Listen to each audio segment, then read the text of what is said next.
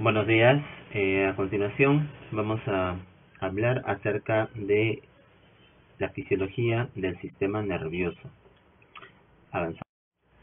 Bueno, algo muy importante que hay que tener en consideración es la actividad bioeléctrica de las neuronas. Recordemos un poco biología básica, ¿no?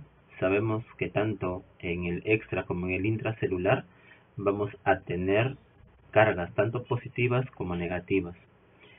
Estas cargas a la vez también van a estar en distintas concentraciones.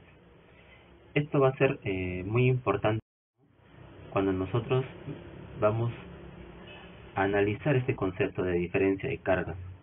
Por ejemplo, las neuronas tienen una diferencial de cargas de menos 70 milivoltios, tanto entre la cara externa, o sea el extracelular, y la cara interna de su membrana celular. El potencial de membrana de una neurona está alrededor de los menos 70 milivoltios. Por ejemplo, ¿un glóbulo rojo tendrá potencial de membrana? ¿Qué dice? Claro, todas las células, ¿no?, van a tener potencial de membrana. Y el potencial de membrana del eritrocito está alrededor de los menos 10 milivoltios. ¿Qué más? Las células musculares esqueléticas también van a tener un potencial de membrana, y este potencial de membrana está alrededor de los menos 90 milivoltios.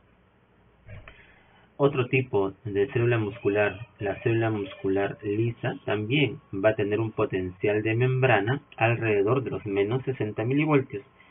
Y otra muy interesante, que es el cardiomiocito, también tiene un potencial de membrana alrededor de menos 90 milivoltios. Si se dan cuenta, todas las células de nuestro organismo van a tener este potencial de membrana. El potencial de membrana es la diferencia de voltajes entre la cara externa y la cara interna de la membrana celular.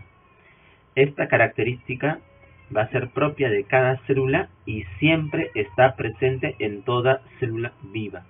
Eso hay que tenerlo en consideración.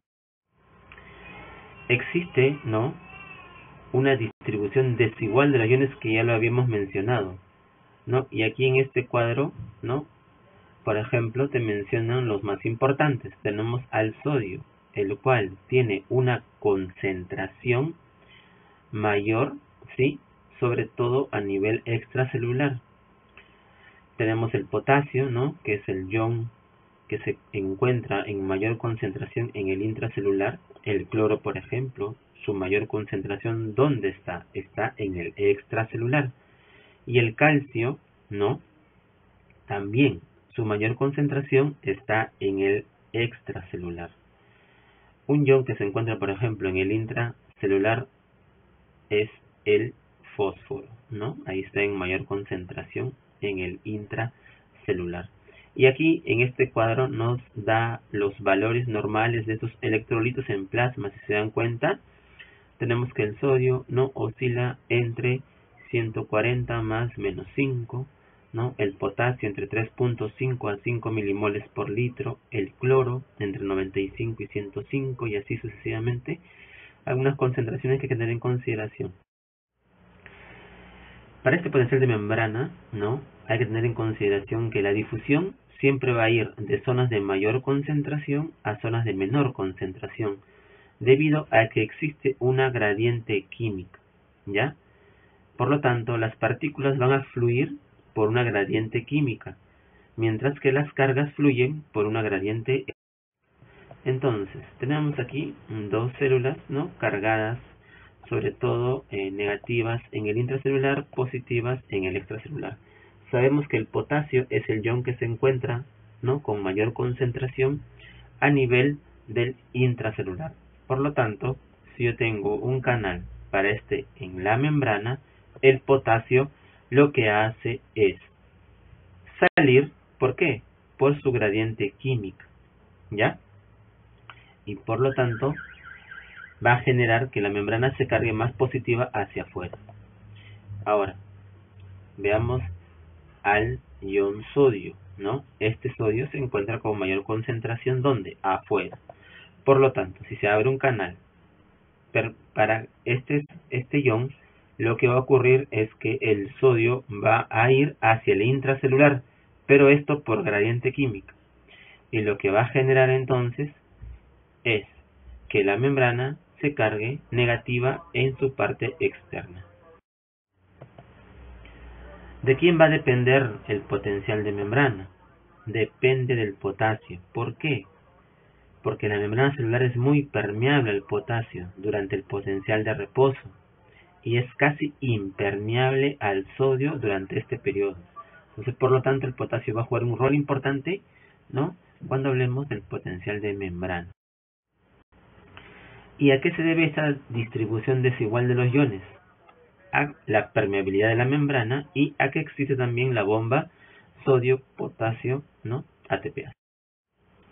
Algunos fenómenos biomoleculares, ¿no?, por ejemplo, que van a estar interactuando. Tenemos canales de fuga para el sodio, canales de fuga para el potasio y esta bomba sodio-potasio, que ustedes seguro ya recordarán qué es lo que pasa, ¿no? Ya habíamos mencionado que el sodio va a entrar a la célula y que el potasio va a salir de la neurona. Por lo tanto, para restablecer el orden, ¿qué es lo que hace la bomba sodio-potasio? Lo que hace es exteriorizar 3 sodios y volver a interiorizar, ¿qué cosa? 2 potasios. Si se dan cuenta, esto va a generar una electronegatividad. ¿Por qué? Porque ¿qué cosa estoy haciendo? Estoy sacando 3 cargas positivas y estoy metiendo solo 2, ¿sí? Por lo tanto, es una bomba electronegativa. Ahora, la gradiente química, que ya lo habíamos mencionado, ¿no?, también va a existir esta otra gradiente eléctrica. Y por gradiente eléctrica, como el intracelular está cargado negativamente, lo que va a ocurrir es que los iones positivos, ¿no?, van a ingresar por esta gradiente eléctrica, ¿no? Pero de estas dos fuerzas va a primar, ¿qué cosa? La gradiente química. Eso quiere decir que en condiciones normales nuestras células van a estar perdiendo una pequeña cantidad de ion potasio. Entonces, nuevamente, ¿no?, por gradiente química ya sabes que el sodio ingresa a la célula, pero no también por gradiente eléctrica, ¿sí?, va a ser atraído, ¿ya? Entonces, en condiciones normales entra una pequeñísima cantidad de sodio porque la membrana, acuérdate que es poco permeable para este ion en reposo, ¿no?, pese a que estas dos fuerzas tratan de atraerlo, ¿no?, hacia adentro. El equilibrio de Gibbs-Donan, ¿no? Hay que tener en cuenta que dentro de las células existe una gran cantidad de carga de proteínas, ¿ya? Y estas proteínas tienen una carga negativa. Entonces, el equilibrio de Gibbs-Donan, ¿no?, se produce entre los iones que pueden atravesar la membrana y los que no son capaces de hacerlo. Entonces, está regido por el principio de electroneutralidad. Como ustedes saben, las proteínas van a pasar, no van a pasar la membrana, se van a quedar dentro, ¿ya? Entonces, por ese mismo evento vamos a tener, ¿no?, más carga negativa, ¿no?, dentro de la célula. Entonces, las células excitables, ¿sí?, vamos a ver que estas son, por ejemplo, las neuronas. ¿Quiénes más? Los cardiomiocitos, ¿no?, algunas células endocrinas, ¿ya? Entonces, las células excitables van a ser aquellas que van a poder alterar su potencial de membrana en reposo, ya sea se van a despolarizar o se van a hiperpolarizar, ¿ya? Eso es muy importante. Por lo tanto, ¿no?, estas células necesitan en algunos casos un estímulo para poder alterar este potencial de membrana en reposo.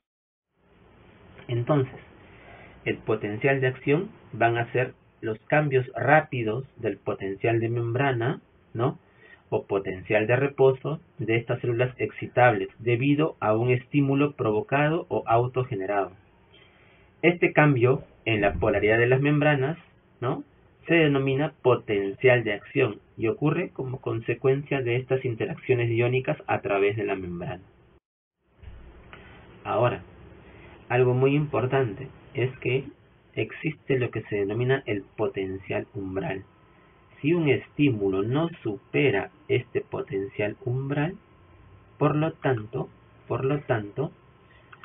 no va a poder generar, ¿qué cosa? Un potencial de acción, ¿no? Entonces, ya va a ser muy importante, ¿no?, este potencial umbral. Como aquí, por ejemplo, en esta lámina, ustedes pueden observar, mira, este potencial no supera el umbral, por lo tanto no ha generado la espiga. En cambio, en el paso 2, se dan cuenta que, miren, sí generó, superó el umbral y se genera el potencial de acción, ¿ya? ¿Por qué? Porque a partir de este potencial se van a abrir recién los canales de sodio voltaje dependiente, ¿ya? Eso es muy importante. Algunas otras características es que este potencial de acción va a tener una amplitud, ¿no?, y una frecuencia, ¿sí? Van a ser siempre de esa misma amplitud. Y en esta lámina nos va a ayudar a ver, por ejemplo, estas fases, ¿no? Tenemos que en el reposo, ¿no?, van a interaccionar estos dos iones, tanto sodio como potasio, ¿no? Y tenemos nuestra bomba sodio-potasio ATPase. ¿Qué pasa, por ejemplo, cuando viene un estímulo que no sobrepasa el umbral? ¿Se va a generar potencial de acción? No se genera potencial de acción. Pero si viene uno que sí, miren aquí, miren lo que sucede en rojo. Se abren, se aperturan en este punto los canales de sodio voltaje dependientes y entra el sodio y despolariza la neurona. Esta fase se llama despolarización, ¿ya? Luego viene otra fase que es la repolarización. Y es cuando en este momento se van a abrir los canales de potasio voltaje dependientes, ¿ya? Pero estos son muchísimo más lentos. Por eso que, miren, si ustedes se dan cuenta, es esta fase cuando va por debajo de su potencial de membrana se llama hiperpolarización, o sea, se vuelve más negativa la membrana, ¿ya? Y para volver a llevarla a su potencial de reposo se va a activar esta que es la bomba sodio-potasio ATPase, que vuelve, ¿no?, a restaurar este nivel de potencial de membrana, ¿ya? El potencial de acción va a tener dos periodos, ¿no? Un periodo refractario absoluto y un periodo refractario relativo. ¿Qué quiere decir? Que durante el periodo refractario absoluto no se va a generar potencial de acción. O sea, aquí, por más que venga otro estímulo, no voy a poder generar un nuevo potencial de acción. ¿Y por qué? Esto se debe a la disponibilidad de los canales de sodio voltaje dependiente. Como no están disponibles, no voy a poder generar un nuevo potencial de acción. En cambio, durante el periodo refractario relativo sí lo voy a poder hacer, ¿no? Viene un estímulo, si sobrepasa el umbral se genera otra espiga. Entonces, ahora veamos, ¿no?, que este potencial de acción también se le puede denominar fenómeno autopropagado. Esto, ¿no?, es muy interesante. Miren aquí en la lámina. Cuando empieza, ¿no?, cuando empieza este potencial se va a propagar por toda la membrana, se va a poner positiva toda la membrana. Y este potencial de acción va a tener algunas características, como por ejemplo, ¿no?, estas respuestas son siempre iguales y obedecen a la ley del todo o nada, ¿sí? Se van a autorregenerar, ¿no? Ya habíamos mencionado que tienen una amplitud constante, tienen periodo refractario y no presentan fenómenos de sumación. Yo no puedo sumar potenciales de acción, ¿ya? Se tendrá en consideración. A diferencia, ¿no?, a diferencia de este otro tipo, que se denomina potencial local o fenómeno local. Estos cambios, ¿no?, en el potencial de membrana pueden ser, ¿no?, de la siguiente manera. Es un potencial primero local, ¿sí? Solamente ocurre en una parte de la membrana. Son respuestas graduadas, ¿ya? Pueden ser, ¿no?, de tanto excitación o inhibición. Y son de duración variable. Estos fenómenos locales sí se pueden sumar, ¿ya? Y no tienen periodo refractario. Entonces yo voy a tener fenómeno autopropagado y fenómeno local. Acuérdate que fenómeno autopropagado es lo mismo que potencial de acción, ¿ya? Y aquí hay algunas características en cuanto a las amplitudes, en cuanto a la duración. Si se dan cuenta, estos duran más, ¿no? Estos al contrario son muchísimo más cortos. Estos se pueden sumar, los locales, estos no, ¿ya? Estos pueden ser tanto hiper o de hiperpolarización o de despolarización, mientras que el potencial de acción al contrario, ¿no? Es una despolarización, ¿ya? Entonces, ¿no?, estos fenómenos locales que habíamos mencionado, ¿ya?, los podemos encontrar, por ejemplo, aquí, ¿no? En una parte de la membrana se produce un potencial postsináptico al momento que esta neurona realiza la exocitosis de su neurotransmisor, y esos neurotransmisores interactúan con los receptores de membrana de esta neurona naranja y generan un cambio en el potencial local nada más. Si yo tengo más potenciales locales, estos se pueden sumar, ¿no?, ya sea en tiempo o en espacio. Y lo mismo va a ocurrir, por ejemplo, en los receptores, ¿no? También se van a poder generar estos fenómenos locales, que si se suman y superan el umbral, van a generar un potencial de acción. Entonces, estos potenciales postsinápticos pueden ser tanto PEPs, que significa que sean excitatorios, ¿no?, potenciales postsinápticos excitatorios, ¿no? Y a la cabeza, por ejemplo, en este gráfico tenemos a un receptor del glutamato, que es excitatorio por excelencia. Y otro ejemplo puede ser el receptor nicotínico, ¿ya? Y en los PIPs, o potenciales excitatorios postsinápticos inhibitorios, tenemos, por ejemplo, al receptor, ¿no?, de GABA y de glicina, ¿no? Tanto la glicina como el GABA son inhibidores del sistema nervioso. Muy bien.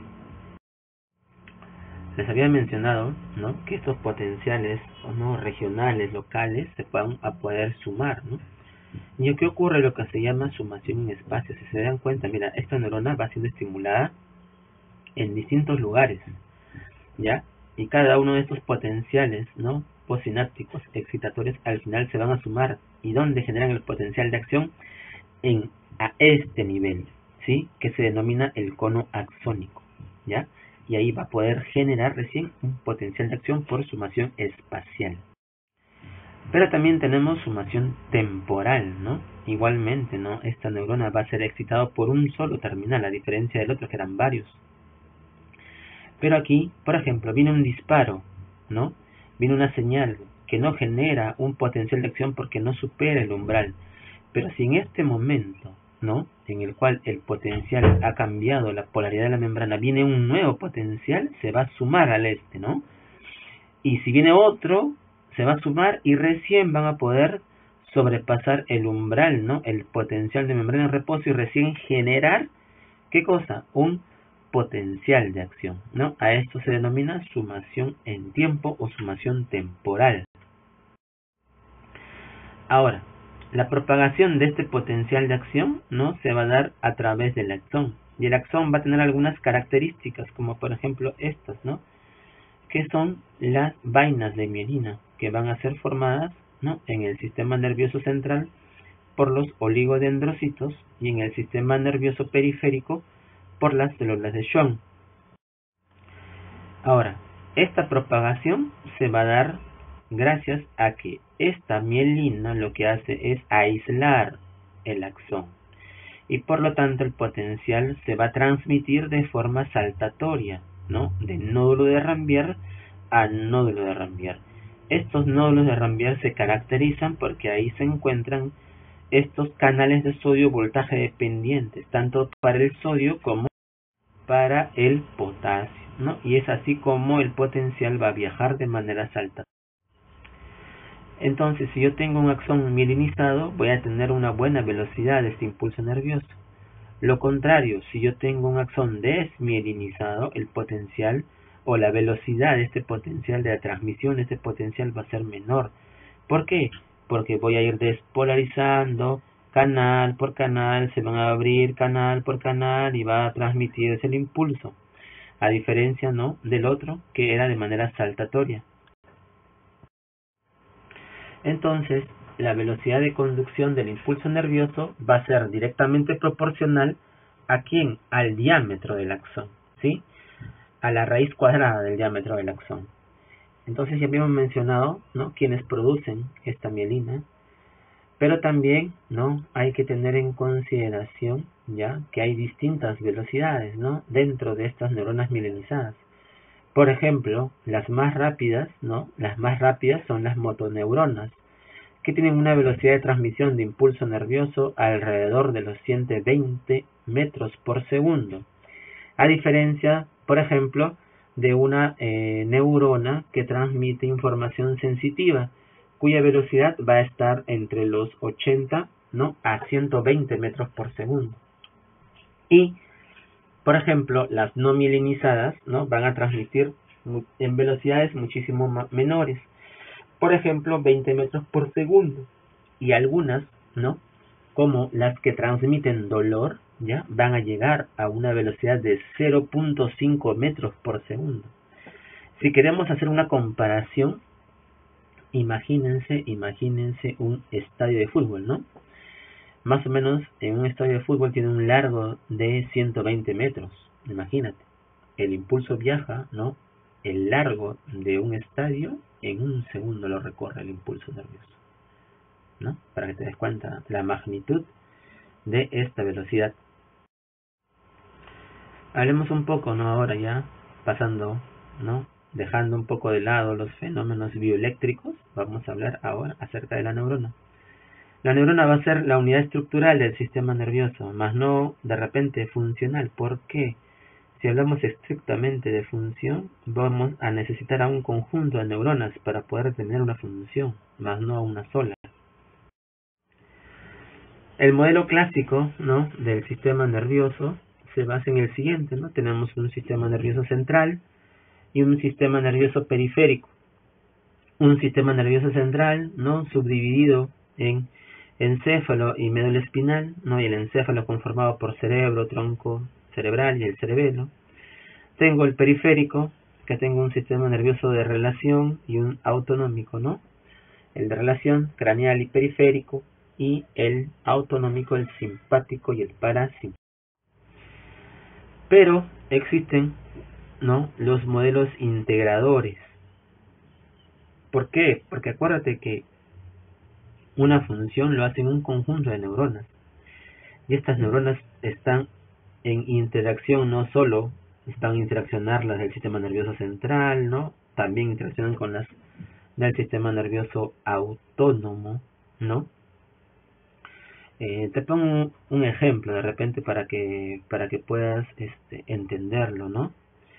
Imagínate que estás resolviendo, ¿no?, resolviendo un examen, te viene una pregunta que por ahí de repente la escuchaste o te la repitieron varias veces, ¿no? Entonces el estímulo vendría a ser esta pregunta. Tú lees la pregunta y esto ¿qué genera? Genera una activación, ¿no?, de algunas neuronas que se van a encargar de la memoria, ¿sí? Pero a la vez esto también va a generar una respuesta autonómica, ¿no? Porque tú vas a sentir de repente, ¿no?, que entras en taquicardia, ¿no? O que por ejemplo por ahí esbozas alguna respuesta mediada por el sistema límbico, ¿no? Una sonrisa porque te acordaste de eso, ¿no?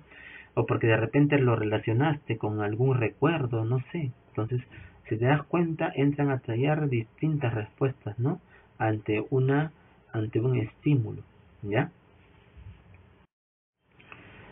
Y existen, por ejemplo, algunos fenómenos, ¿no?, que también van a ocasionar algunas respuestas, ¿no? Por ejemplo, la depresión. Cuando hablamos de depresión, ¿no?, vamos a mencionar que tenemos, ¿no?, que en depresión van a estar alteradas algunas funciones, ¿no? Tanto a nivel de neurotransmisores, la función serotoninérgica va a estar comprometida, Igualmente también va a haber una disminución en la función dopaminérgica, una disminución en la función noradrenérgica. Estas van a estar en relación, por ejemplo, cuando hablamos de función serotoninérgica, esta va a causar anorexia, alteración del sueño, un ánimo deprimido en las personas con depresión. La disminución en la función dopaminérgica va a causar anedonia. La disminución en la función noradrenérgica va a causar disminución del impulso, de la motivación, disminución de la concentración. Miren todo lo que causa un simple fenómeno. Y a la vez también la depresión puede causar hipercortisolemia, ¿no? Y esto va a traer consecuencias muy graves, ¿no? ¿Por qué? Porque lo que hace es disminuir la inmunidad celular, ¿no? Y esto va a tener en el paciente repercusiones porque lo va a ser muy susceptible a infecciones. ¿Ven todo lo que acarrea la depresión? A tenerlo en consideración. Igualmente el sistema nervioso también se interrelaciona con el sistema endocrino. Hay una relación muy estrecha, ya que existen, ¿no? Por ejemplo, en cuanto a la regulación, ¿no? Muchas neuronas van a regular la secreción de estas hormonas, ¿no? Por eso que existen ejes, ¿no? El eje hipotálamo, ¿no? Hipoficiario tiroideo, por ejemplo, ¿no? ¿Sí? Entonces es una relación muy estrecha. Igualmente existe una relación muy estrecha entre el sistema nervioso y el sistema inmune, ¿ya? Por lo que muchas veces, ¿no? Existen algunos términos que lo relacionan, ¿no? El sistema neuroinmunoendocrino, por ejemplo, ¿no? Ahora, hablemos, ya, eso fue como una breve introducción para que se den cuenta de la complejidad del sistema nervioso. Hablemos de la neurona y los compartimentos que la forman, ¿no? Por ejemplo, una neurona va a estar constituida por un cuerpo soma, que vendría a ser donde está el núcleo. Estas prolongaciones que se conocen como dendritas, esta prolongación no única muchas veces y grande y larga, que va a ser el cono axónico, el axón, perdón, y que inicia en el cono axónico, y el terminal sináptico. Las funciones de la neurona, ¿no? Propagar el impulso, integrar impulsos, ¿qué más? La génesis del impulso y la transmisión del potencial de acción, ¿no? Son muchas de las funciones que van a tener estas neuronas. La estructura, como toda célula, ¿no? Tiene su núcleo, ¿no? Con sus características. Tiene un citoplasma en el cual se van a encontrar las organelas, su citoesqueleto, ¿no? También algunas características de este citoesqueleto va a estar conformado por microtúbulos, neurofilamentos y microfilamentos. Estos le van a dar esta estructura, ¿no? Por ejemplo, el axón, ¿ya? Y a través de esta red de túbulos se van a poder también transportar, ¿no? Por ejemplo, transportar gránulos, ¿no? Que contienen tanto neurotransmisores como neuropéptidos, y también se van a poder transportar, por ejemplo, organelas como las mitocondrias. Entonces voy a tener un sistema de transporte anterógrado y un sistema de transporte retrógrado. El anterógrado va a estar determinado por estas proteínas que se denominan las... ¿Cómo? Acuérdense, tenemos dos, las dineínas y las quinesinas, ¿ya? Las que van a generar el transporte anterógrado son las quinesinas, y las que van a traer de nuevo, ¿no? Retrógradamente, son las dineínas, ¿ya? La membrana neuronal, ¿no? Como estructura, como todas, tiene una estructura fosfolipídica, una estructura proteínica. Dentro de esa estructura proteínica, bueno, están los receptores, las bombas, ¿ya? Va a también tener neurotransmisores, los cuales vamos a mencionarlos según a capítulo. Dentro de la estructura proteica tenemos, ¿no? La bomba de sodio potasio ATPasa, que ya sabes que es, ¿no? Electronegativa, cómo trabaja. Los canales de sodio, ¿no? Estos canales de sodio que van a permitir el paso de este ion, que va a excitar y va a despolarizar las membranas, ¿ya? Muy importantes. Y también vamos a tener los denominados canales de sodio voltaje dependientes, ¿ya? Estos canales de sodio voltaje dependientes ya van a ser muy importantes. ¿Por qué?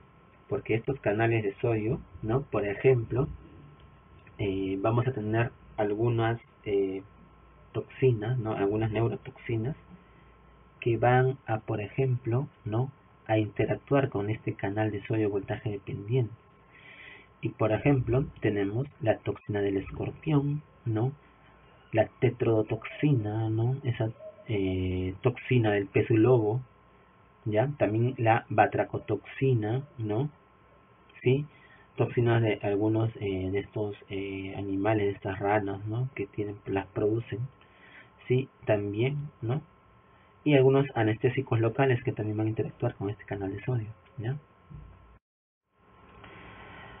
Entonces, estos poros o canales, ¿no? Son proteínas, ya sabemos, integrales, y su importancia va a ser ¿para qué? Para la transmisión de señales, para generar señales eléctricas transitorias. Gracias a ellos van a poder tener estas variaciones rápidas, ¿no? En el potencial de acción, perdón, el potencial de membrana, ¿ya? Y muchos de ellos van a actuar también como receptores, ¿ya? Porque van a interaccionar con ligandos y van a permitir la apertura o cierre de estos canales iónicos. También estos canales se van a poder regular, ¿no? A través de segundos mensajeros, ¿ya? Por ejemplo, regulados a través de proteínas G, ¿no? Recordad que estas proteínas G abundan, ¿no? En el sistema nervioso. Y también se van a relacionar con estos canales. Bueno, hablando un poco acerca de las neuronas, también vamos a poder ver que estas se van a clasificar, ¿no? Como neuronas unipolares, bipolares, pseudounipolares, ¿no? Las unipolares propias de invertebrados. Las bipolares, por ejemplo, las encontramos en la retina, ¿ya? Dentro de las capas de la retina. Las pseudounipolares, que son las que se encuentran en las astas dorsales, ¿ya? Son las que llevan la información sensitiva hacia el sistema nervioso central. Otras clasificaciones, por ejemplo, tenemos, ¿no? Aquellas que las van a clasificar por el árbol dendrítico, ¿no? Por ejemplo, tenemos estas multipolares, ¿ya? Y ahí están las neuronas motoras, las neuronas piramidales del hipocampo, esta muy particular, ¿no? Que es la célula de Purkinje, que se encuentra en el cerebelo. Otras formas de clasificarlas de acuerdo a la función, ¿no? Tenemos las sensoriales, las neuronas motoras, las interneuronas, ¿no? Que se encuentran ampliamente distribuidas, las neuronas de proyección, ¿no? Que van a interactuar de repente con otras, ¿no? Y neuronas neuroendocrinas, ¿no? Las cuales van a producir muchas veces hormonas, ¿no? Que van a ser vertidas pues al torrente sanguíneo. También las podemos clasificar, ¿no? Por la forma del soma, ¿no? Tenemos las piramidales, las funiformes, ovoideas, granulosas, ¿sí? Neuronas piramidales. Y así como tenemos neuronas en el sistema nervioso, también tenemos otro tipo, que son las células gliales, ¿ya? Las células gliales van a ser muy importantes en el sistema nervioso, porque van a tener funciones, ¿no? Que van a contribuir, por ejemplo, en el desarrollo, en la formación de la mielina, por ejemplo, en la formación de la barrera hematoencefálica, ¿no? Eso lo vamos a ir viendo. Algunos datos importantes, ¿no? Mira, aproximadamente tenemos 100.000 millones de neuronas. Y a la vez tenemos 5 billones de células gliales. Mira el número de sinapsis, ¿no? 100 trillones de sinapsis, para que veas la cantidad de comunicación que existe. hablamos de las células gliales, ¿no? Este grupo de células gliales, ¿no?, van a interaccionar con las neuronas, van a estar en íntima relación. Se van a encontrar tanto en la sustancia gris como en la sustancia blanca, tanto del encéfalo como de la médula espinal. Y prácticamente están en muchísimo más número que las neuronas. Las células se van a subdividir, ¿no?, en macroglía y microglía, ¿ya? La macroglía van a derivar del ectodermo y la microglía va a derivar del mesodermo, ¿ya? Para tener en consideración. Dentro de las funciones, ¿no?, de estas células gliales tenemos, bueno, que se van a encargar de remover neuronas muertas, se van a encargar de la regulación iónica, de las señales bioeléctricas, se va a encargar también del desarrollo axonal, de la nutrición neuronal, de la formación de la barrera hematoencefálica. Y bueno, según la división, la macroglía la va a conformar los astrocitos, oligodendrocitos, la glía ependimaria, la glía radial, y la microglía, ¿no?, el microgliocito. Aquí, por ejemplo, ¿no?, tenemos al astrocito, ya característico, ¿no?, formando su podocito, que va a formar la barrera hematoencefálica, la microglía, que es el macrófago del sistema nervioso, el oligodendrocito formando las vainas de mielina, las células ependimarias, ¿no?, tapizando, ¿no?, células que van a tapizar, ¿no?, y van a dividir compartimentos. El astrocito, característica importante, ¿no? Mira esa íntima relación del astrocito, tanto con la neurona como con el capilar, ¿ya? Por eso forma la barrera hematoencefálica. El oligodendrocito, ¿no?, función importante, ya sabes, que forma la vaina de mielina. Tiene un cuerpo poligonal o muchas veces esférico, del cual se van a desprender estas prolongaciones, y aproximadamente conforman el 75% de la glía.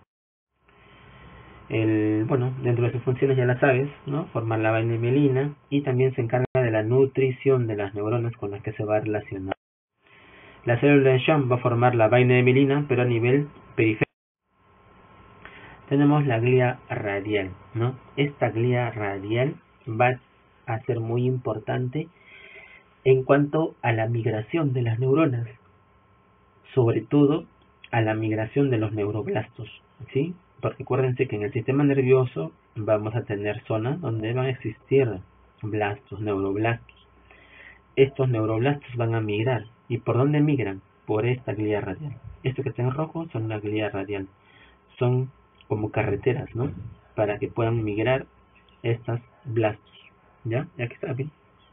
En plomo, la glía radial, y en verde este blasto, ¿no?, que está migrando a través de ella para poder llegar a las distintas capas, ¿no?, a distintas zonas donde van a poder regenerar nuevas neuronas.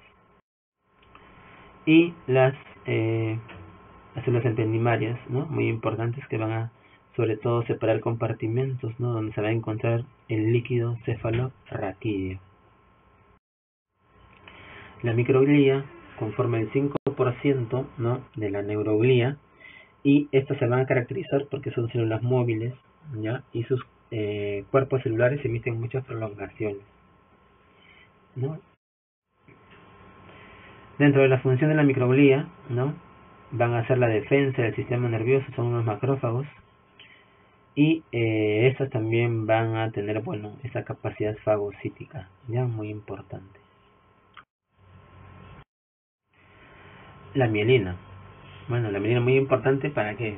Para garantizar la conducción saltatoria del impulso nervioso, ¿no? Por eso que las neuronas altamente mielinizadas tienen una velocidad de transmisión de 120 metros por segundo, ¿ya?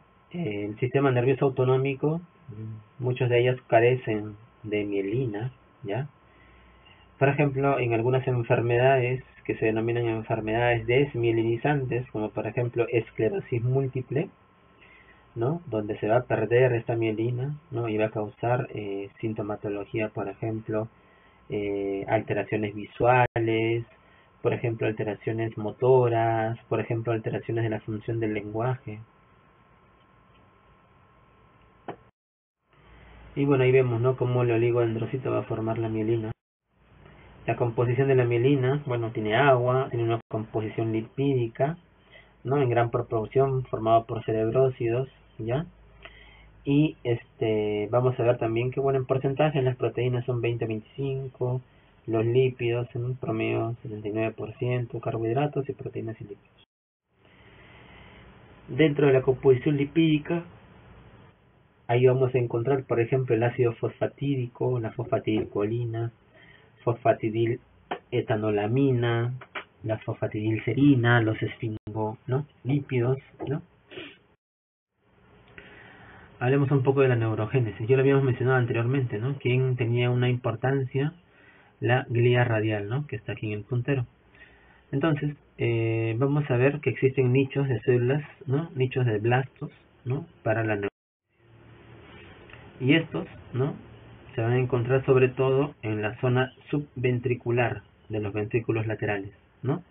Y se van a encontrar en la circunvolución dentada.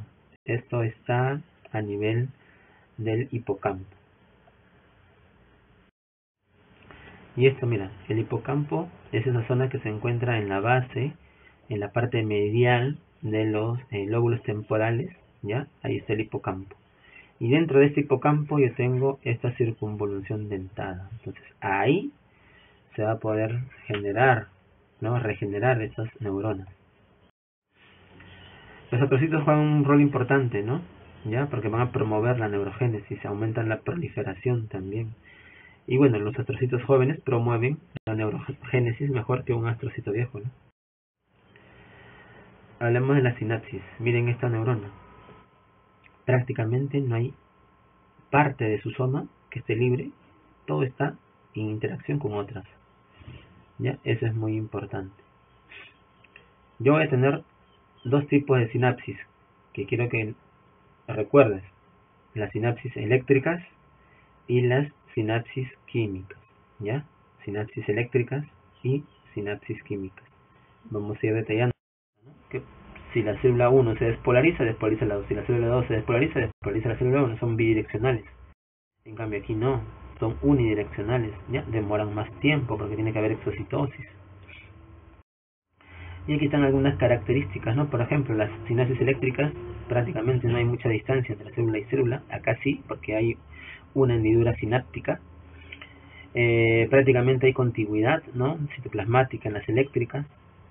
Aquí utilizo los JAMP, ¿no?, las uniones tipo GAP, mientras que aquí no, aquí necesito la interacción con neurotransmisores, ¿ya? Estas prácticamente van a tener doble dirección, mientras que estas no, son unidireccionales, ¿ya? Unas van a demorar más porque se necesita más tiempo, pues, para la exocitosis de los transmisores. Y también existen algunas clasificaciones, solo por mencionar, ¿no? Por ejemplo, si yo tengo un axón que interrelaciona con una dendrítica, ¿no?, con una dendrita, perdón, esta sinapsis se va a llamar sinapsis axodendrítica. Si por ejemplo, ya tengo, no sé, un axón, ¿no?, aquí por ejemplo, y una dendrita, igual, ¿no?, en la misma manera, ¿no? Y así, si por ejemplo acá tengo una sinapsis en cresta, ¿no?, igualmente también, por ejemplo, estas dendritas están prolongadas y forman como una espina, ¿no?, sinapsis en espina le llaman. O sea, son cosas ya muy, de repente sutiles, ¿no? Hablemos de los receptores de la membrana, ¿no? Y esto sobre todo en qué tipo de sinapsis las voy a encontrar, en la sinapsis química. Tengo dos tipos de receptores de membrana. Tengo los ionotrópicos, ¿ya? Tengo los ionotrópicos y tengo los metabotrópicos, ¿ya? Entonces, nunca se olviden de esos dos tipos, los ionotrópicos y los metabotrópicos. Es muy fácil darse cuenta por qué tienen ese nombre. ¿Por qué ionotrópico? Porque estos neurotransmisores lo que hacen es aperturan canales iónicos, ¿ya?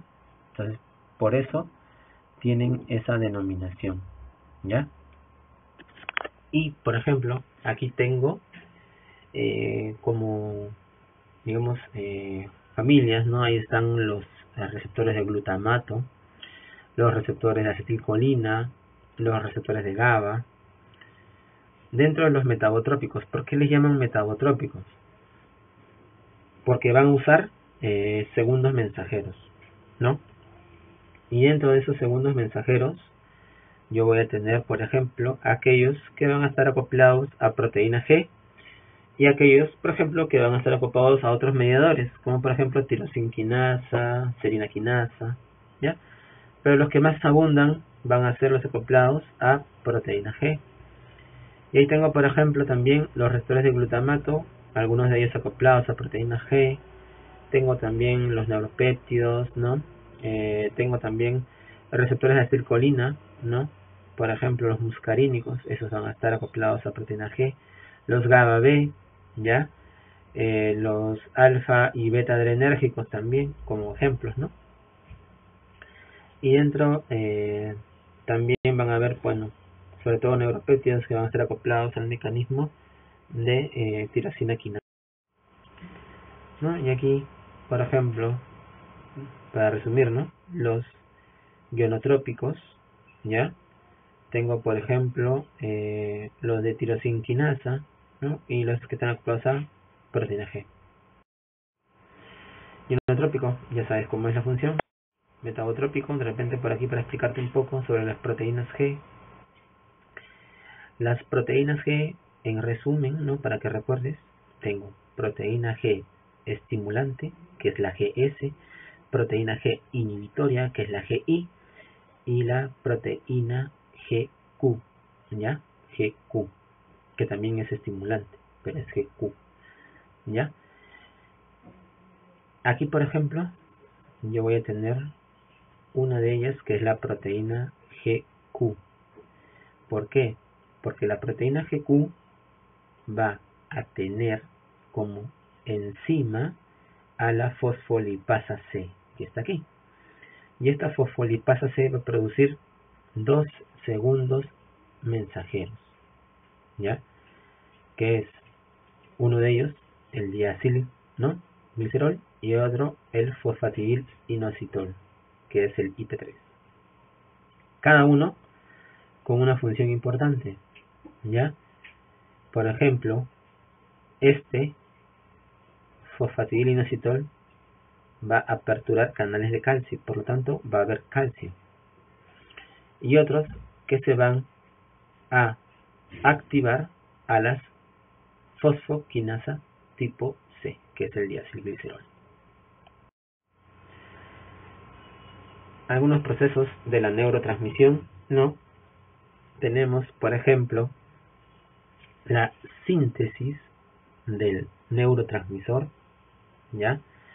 Esta síntesis del neurotransmisor se va a llevar a cabo en el citoplasma y luego, ¿no? Va a llegar al terminal por un transporte axonal. La síntesis del neurotransmisor también se va a poder llevar a cabo en la misma terminación nerviosa, ¿no? Muchas veces. Se van a poder almacenar en vesículas o en gránulos, se van a liberar, ¿no? Vamos a ver el mecanismo de exocitosis mediado por el complejo SNAR, ¿no? S-N-A-R-E, SNAR. Tenemos también cuando ya esto se libera, ¿no? Y se van a unir a sus distintos receptores, o también se van a metabolizar, ¿ya? Van a sufrir, pues, ¿no? Inhibición enzimática, algunos hidrólisis, algunos recaptación. Y bueno, cuando ya van a interaccionar con sus receptores, se va a ver, bueno, en sí lo que van a generar, ¿no? Que sea tanto excitación o inhibición, ¿ya?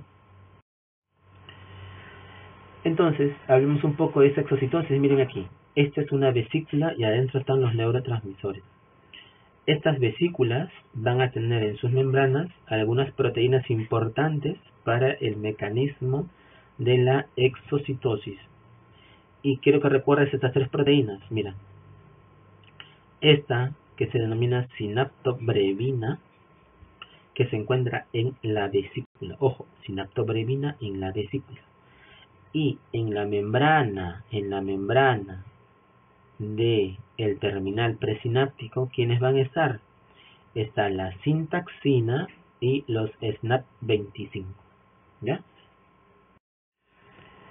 Pero también tenemos aparte otras proteínas, ¿sí? Solamente se las he mencionado, pero acuérdense las más importantes, ¿no? La sinaptobrevina, ¿ya? Y la sinaptotajamina, están aquí, en la vesícula. Pero hay otras, ¿no? La sinapsina, los RAP3. Entonces, como ya sabemos cuál proteínas están, ahora, ¿cuál me interesa? Esta, mira, el complejo SNAR. Si hay algo que recordar, es el complejo SNAR. ¿Quiénes forman el complejo SNAR? La sinaptobrevina, los SNAP25 y la sintaxina. Mediante esta interacción, esta vesícula va a poder exocitar su neurotransmisor, ¿no? Se acopla y se da la exocitosis. Algunos neuropéptidos que también son importantes en la neurotransmisión, ¿no? Están los opioides, están las taquicininas, algunas como la somatostatina, que siempre es inhibitoria, y también otras listas, ¿no? Largas, pero estas también van a tener interrelación con otros sistemas, ya no necesariamente solo en el sistema nervioso central, ya se van a encontrar estos neuropéptidos. Muy bien. Entonces hemos hablado de neurotransmisores, ¿no? Y neuropéptidos. ¿Hay diferencias entre ellos? Claro que sí. Un neurotransmisor en líneas generales tiene un tamaño molecular pequeño. Y un neuropéptido, al contrario, es grande, no es complejo proteínico. En cuanto a su mecanismo de acción, siempre los neurotransmisores tienen una acción más rápida. En cambio, el neuropéptido sí va a tener una acción muchísimo más lenta. Muchos de ellos, la potencia de acción va a ser mayor del neuropéptido porque va a traer cambios muchas veces dentro de cambios moleculares en las neuronas. La síntesis, generalmente los neurotransmisores se van a sintetizar en el terminal presináptico, mientras que los neuropéptidos se van a sintetizar en el soma, porque tenemos ahí la maquinaria, ¿no? Para poder sintetizar proteínas, ¿no? El aparato de Golgi y todo ello, ¿no? Se forman las vesículas que lo transportan en el terminal y las de los neuropéptidos en el aparato de Golgi, ¿ya? Yo necesito liberar mucha cantidad de neurotransmisor para poder tener una función, mientras que solo necesito una poca cantidad de neuropéptido para tener una función. Generalmente el tiempo de acción va a ser mayor en los neuropéptidos, ¿no? En cambio los neurotransmisores van a tener una acción, ¿no? Corta, ¿no? Milisegundos. Igualmente los mecanismos de acción de ambos, ¿ya? Van a estar asociados a canales iónicos y a sistemas mediados por proteínas G algunos, mientras que los neuropéptidos también van a poder ocasionar cambios a nivel genético, ¿no? El periodo de actividad ya nos había mencionado, pero también es más largo en los neuropéptidos.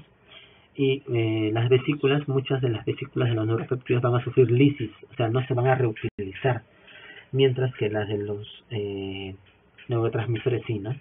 Se van a reciclar.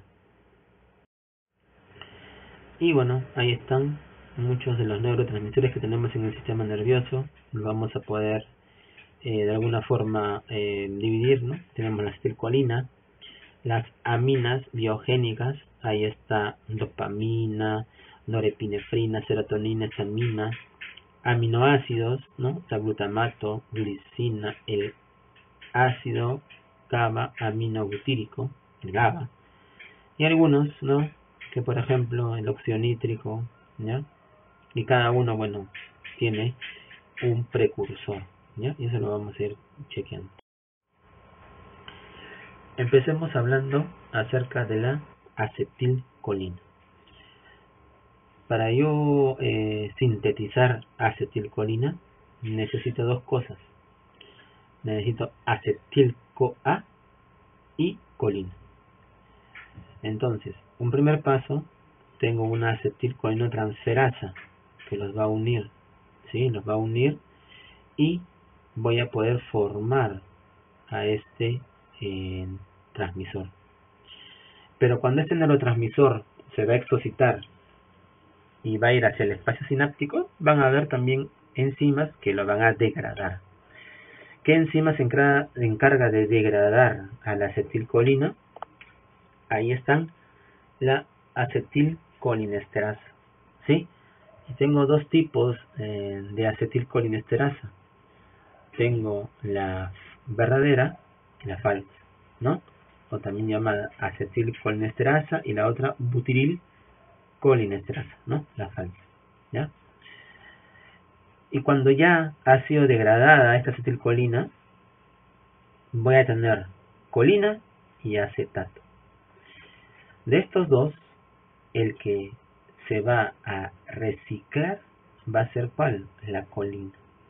La colina va a reingresar al terminal presináptico, se va a unir nuevamente con acetil-CoA y van a seguir formando más acetilcolina.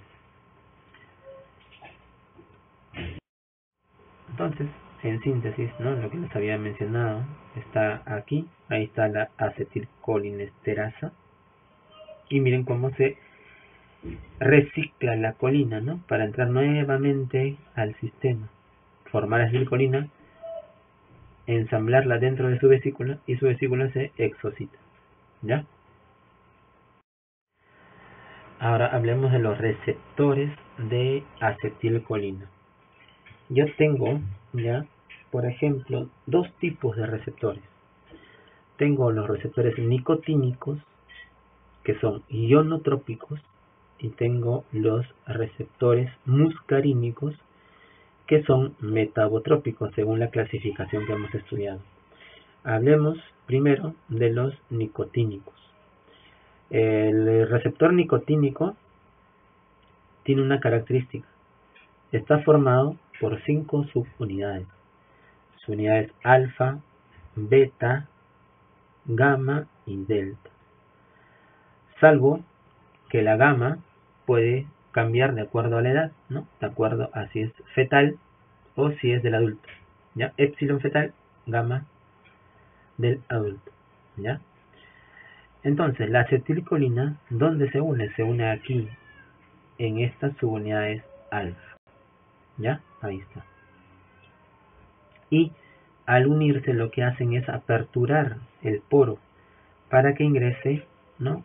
Me olvidaba comentarles, receptor nicotínico. ¿Dónde van a encontrar receptor nicotínico? Vamos a encontrar en el sistema nervioso central, ¿no? Y también vamos a encontrar, por ejemplo, en el músculo esquelético, ¿sí? Cada vez que ustedes hacen contracción de la mano, por ejemplo, de los músculos de la mano, van a estar estimulando estos receptores nicotínicos. ¿Y dónde voy a encontrar, por ejemplo, estos receptores muscarínicos?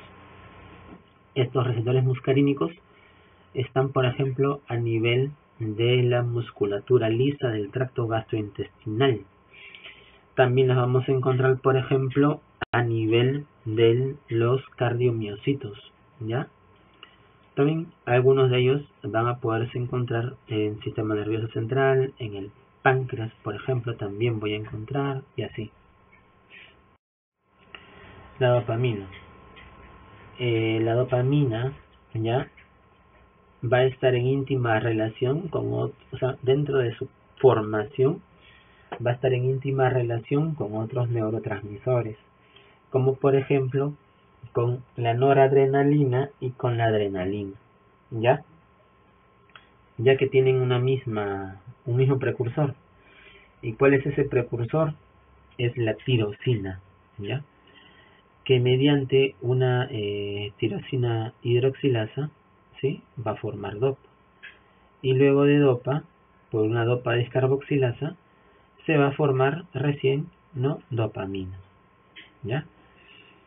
Esta dopamina va a interactuar con sus receptores, ¿no? Voy a tener receptores inhibitorios y receptores estimulantes, ¿sí?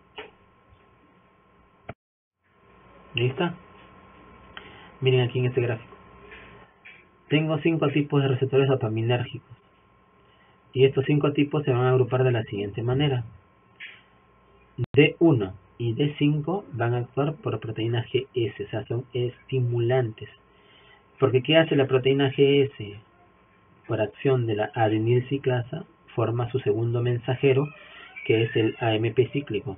Este AMP cíclico, ¿no?, lo que hace es activar proteína quinasa A, ¿sí? Y esta es la que va a llevar a cabo su función.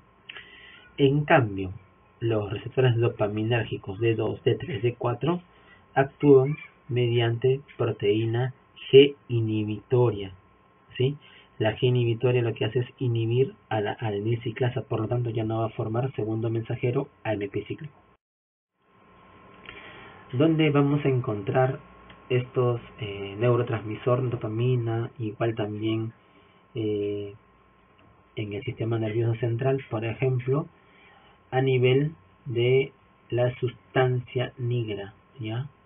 En el área tegmental ventral también voy a encontrar gran cantidad de dopamina, ¿ya? Y estas vías dopaminérgicas, ¿no?, van a interactuar con el córtex prefrontal y hacia los ganglios basales, ¿ya? Por eso que hay una enfermedad, ¿no?, que se relaciona con una disminución en la dopamina en el sistema nervioso central, ¿no? ¿Se acuerdan cuál era esa enfermedad? Es la enfermedad de Parkinson, ¿no?, que se produce porque hay una degeneración de esta sustancia nigra. Para yo tener estos síntomas dopaminérgicos, necesito que se hayan perdido mínimo el 50%, ¿no?, de estas células de la sustancia nigra, ¿ya? Otro neurotransmisor, ¿no?, es la noradrenalina. Esta noradrenalina también va a tener el mismo precursor, que es la tirosina. El primer paso, tirosina hidroxilasa forma dopa, una dopa descarboxilasa forma dopamina. Ahora, esta dopamina, por acción de una dopamina beta hidroxilasa, va a formar recién norepinefrina. Y esta norepinefrina ya va a actuar, ¿no?, mediante sus receptores noradrenérgicos, ¿no? Ahí, por ejemplo, tenemos los receptores alfa y beta adrenérgicos, ¿no? Tengo, por ejemplo, alfa 1 y 2 y tengo beta 1, 2 y 3, ¿no?, como receptores. Igualmente, también esta va a sufrir un metabolismo, ¿no?, como todo neurotransmisor. Al momento que actúa, tiene que sufrir un metabolismo en esta individualidad sináptica. ¿Y quiénes los van a metabolizar? Ahí tenemos pues a dos enzimas importantes, ¿no?, que de repente no están en el gráfico, pero vale la pena mencionarlas. Tengo la MAO. ¿Qué era MAO? MAO es la monoaminooxidasa. Y tengo la COMT. ¿Qué significa COMT? Catecol o metiltransferasa, ¿no? Estas dos se van a encargar de la degradación de la noradrenalina. Y aquí en este gráfico, solo para que se den cuenta, ¿no?, ahí está la monoaminooxidasa y la COMT, ¿no? Las van a metabolizar para inactivarlos. Existen algunas regiones ricas en noradrenalina, ¿no? Y hay una en especial que vale la pena mencionar, que su localización, ¿esta dónde se encuentra? Se encuentra en el piso del cuarto ventrículo, ¿ya? Y tiene una característica importante, ¿no? Forma gran cantidad de noradrenalina, nos permite el estado de vigilia. ¿Cómo se llama esta zona? Es el locus ceruleus, ¿ya? El locus ceruleus. Este locus ceruleus también va a interactuar, pues, ¿no?, sus vías tanto hacia el mismo tronco encefálico, ¿no?, sus vías se van a prolongar hacia el cerebelo, como hacia el tálamo, hacia el hipotálamo, ¿ya? Hacia el hipotálamo y sobre todo al córtex límbico, ¿no? Entonces va a haber una relación ahí con la noradrenalina. Mantiene activos, despiertos, ¿no? Serotonina, o también llamado 5-hidroxitriptamina, ¿no? Esta serotonina, ¿no?, se va a formar a partir del triptofano, ¿ya? A partir de ese triptofano, por una triptofano hidroxilasa, ¿no?, voy a formar 5-OH triptofano.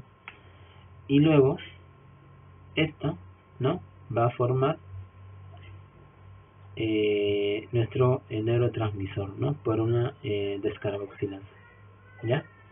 Y esta serotonina va a actuar pues con sus receptores, ¿no? Ahí está la formación, ¿ya? Esta serotonina, al momento que se forma en la glándula pineal, por ejemplo, ¿ya? Va a sufrir la acción de una N-acetiltransferasa y voy a formar melatonina, ¿ya? Melatonina, muy importante para lo que es el ciclo sueño-vigilia.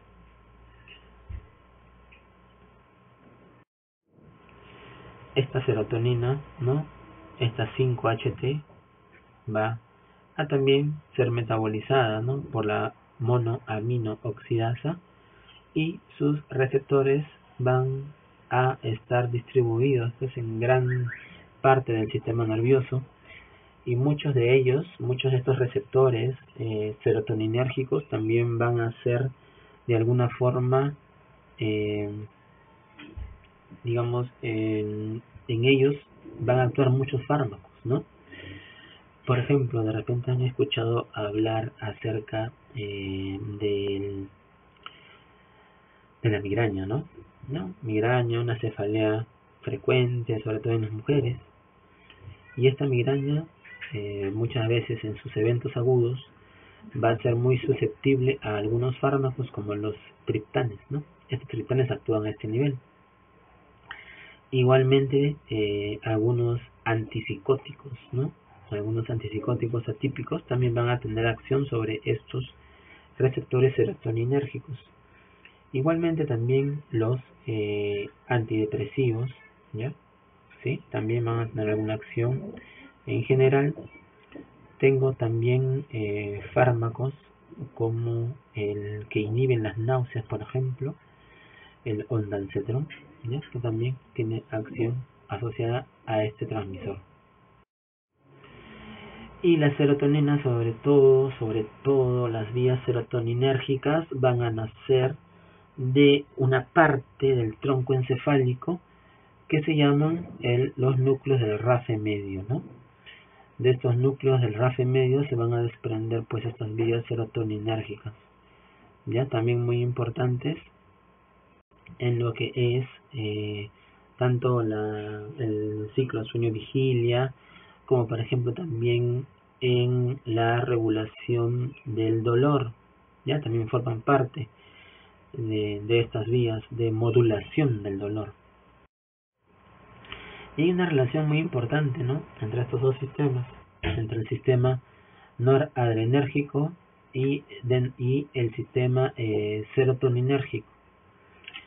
Y estas interacciones, ¿no?, pueden ser presinápticas, que implican que la acción de la noradrenalina, ¿no?, sobre sus receptores alfa-2, situados sobre todo en los terminales, y van a inhibir la liberación de ¿qué? De dopamina, de serotonina. Entonces, su primera acción a nivel presináptico va a ser inhibir, ¿ya? Y los alfa-2, receptores alfa-2 son inhibitorios porque van por proteína GI. Y las interacciones posinápticas, ¿no?, sobre todo van a ocurrir, ¿no?, en el cuerpo celular. Y estas van a estar mediadas por receptores alfa-1, ¿ya?, que van a ser estimuladas por noradrenalina y que van a permitir, al contrario, la liberación de serotonina. O sea, incrementan la liberación de serotonina, ¿ya? El GABA. El GABA tiene algo muy particular. GABA y glutamato están muy relacionados, ¿ya? Porque a partir del glutamato, ¿no?, por la acción del ácido glutámico descarboxilasa, del GAT, voy a formar GABA. El GABA es el principal neurotransmisor inhibitorio del sistema nervioso. ¿Y por qué va a inhibir? Porque su acción, sobre todo mediante su receptor, que es un canal de cloro, lo que va a hacer es que el cloro, que es un ion negativo, ingrese a la neurona, y como ion negativo va a hiperpolarizar y va a inhibir a la neurona. Toda función se va a inhibir con GABA. Y ahí tenemos sus receptores, ¿no? tenemos el GABA A, por ejemplo, que está asociado a un canal de cloruro, ¿ya? Generalmente posináptico, es el más abundante y este va a estar modulado por las benzodiazepinas y los barbitúricos.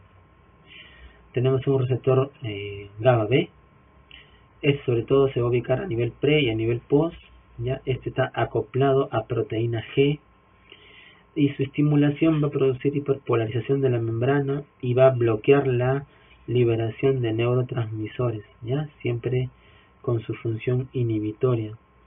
Y también tengo los GABA C, ¿ya? Que son también asociados a canales de cloruro y modificados por alcoholes, por barbitúricos, benzodiazepinas. Ahí están, bueno, en sí, donde se encuentran, no tienen una distribución así. Tenemos en el tronco encefálico, tenemos a nivel de la médula espinal, en el tálamo, en el giro dentado, en el hipocampo, en los ganglios, la base también, ¿ya? El cerebelo. El glutamato se va a formar, ¿no? A partir de un intermediario que es la glutamina, ¿ya? Mediante acción enzimática, ¿no? Esta glutamina ya va a pasar a glutamato. Y este glutamato, ¿no? Como ya habéis mencionado, por una enzima, ¿no? Va a formar GABA, ¿no? Pero este glutamato se caracteriza porque va a ser el neurotransmisor excitador del sistema nervioso central por excelencia. Es el aminoácido excitador del sistema nervioso, ¿ya? Y va a interactuar con sus receptores, ¿no? Vamos a tenerlos también de dos tipos. Tenemos los ionotrópicos, que es lo que les estoy mostrando aquí, que son los AMPA y los NMDA y cainato, ¿ya? AMPA, NMDA y cainato. Los receptores AMPA, al momento que interaccionan con glutamato, permiten la apertura de un canal. Y gracias a este canal, ¿qué cosa va a ingresar? Va a ingresar un ion, que es el ion sodio. El ion sodio, ¿ya? El ion sodio va a despolarizar a esta membrana. Y esa despolarización, ¿no? A la vez que un glutamato se una a su receptor NMDA, va a permitir la apertura. O sea, yo necesito sensibilizar esto con una pequeña despolarización para que también se aperture este canal, ¿no? Que está regulado por magnesio. Acuérdate, el receptor NMDA está regulado por magnesio. Y va a permitir también el paso de otros iones como el calcio. Entonces, si se dan cuenta, sodio y calcio son iones positivos y ambos iones tienen como función principal despolarizar, ¿ya? Despolarizar. Pero el glutamato también tiene receptores metabotrópicos, ¿ya? Y estos receptores metabotrópicos del glutamato van a estar asociados a proteína G. Entonces, en síntesis, tengo los ionotrópicos, ¿quiénes serán? NMDA, AMPA y cainato. Y tengo los metabotrópicos, ¿no? Que son los M-GLU, R1, 2, 3, 4 y así. Estos están acoplados a proteína G, a dos tipos sobre todo de proteína G, proteína GQ y a proteína GI, ¿ya? A proteína GI. Y para ir terminando, ¿no? Esta sesión, un neurotransmisor también importante del sistema nervioso es la histamina, ¿no? Y la histamina se forma a partir de la histidina. Esta histidina, por acción de una histidina descarboxilasa, lo que hace es interactuar, ¿no? Excretarse primero, secretarse, ¿no? Mediante exocitosis, e interaccionar con sus receptores. ¿Qué receptores? Los receptores histaminérgicos, que son H1, H2, H3, ¿no? Los más destacados y que están presentes en el sistema nervioso, ¿ya? Estos receptores van a estar también acoplados a proteína G, proteína GQ, los H1, proteína GS, los H2. ¿ya? Y sobre todo, ¿dónde los vamos a encontrar, ¿no? Estos receptores de histamina, sobre todo a nivel de los núcleos mamilares, ¿ya? Ahí tenemos una gran concentración, a nivel también, por ejemplo, túbero mamilar, ¿no? Cerca al hipotálamo, ¿ya? También vamos a tener gran concentración de histamina y esta va a estar relacionada con el ciclo sueño-vigilia también. Muy bien.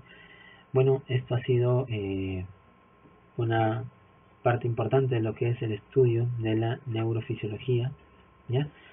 Y bueno, espero hayamos abarcado al menos los puntos más importantes.